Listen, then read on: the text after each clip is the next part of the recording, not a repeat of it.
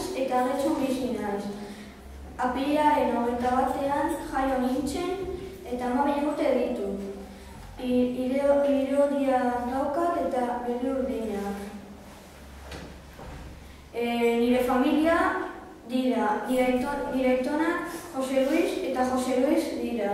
Nire amonak Ana eta Marisol. Nire aitak Jose Luis eta Arantxa dira. Eta nire anaia Sergio.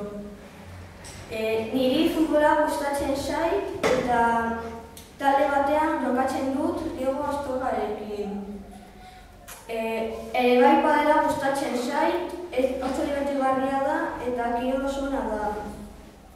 Eta